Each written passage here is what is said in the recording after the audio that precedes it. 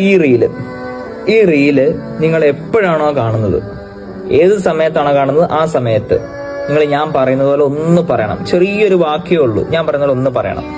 അതായത് പറഞ്ഞോ, സുബ്ഹാനല്ലാഹി വബിഹംദിഹി. എന്താണ്?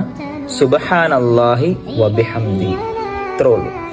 ഇപ്പൊ നിങ്ങളിത് പറഞ്ഞിട്ടുണ്ടെങ്കിൽ നിങ്ങൾക്ക് സ്വർഗത്തില് ഒരു മരവൃക്ഷം നട്ടുപിടിപ്പിച്ചു.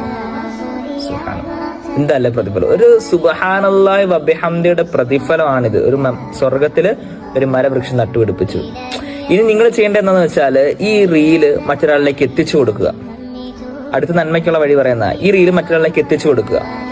അവൻ ചിലപ്പോൾ നമ്മൾ ഒരു സുബ്ഹാനല്ലാഹി വബിഹംദിയെ ചൊല്ലിയെങ്കിൽ അവൻ ചിലപ്പോൾ 10 എണ്ണം ചൊല്ലും. അപ്പൊ അവൻ ചെയ്തതിന്റെ പ്രതിഫലം, ആ 10 എണ്ണം ചൊല്ലിയുള്ള പ്രതിഫലം ആർക്ക് കിട്ടും? അയച്ചു കൊടുത്ത് നമുക്ക് കിട്ടും. ഇനി അവൻ ചിലപ്പോൾ മറ്റൊരാളിലേക്ക് അയച്ചു കൊടുത്തു, അവൻ ചിലപ്പോൾ അങ്ങനെ ഷെയർ ചെയ്ത് കുറേ ആളുകൾ ഇങ്ങനെ ചൊല്ലി.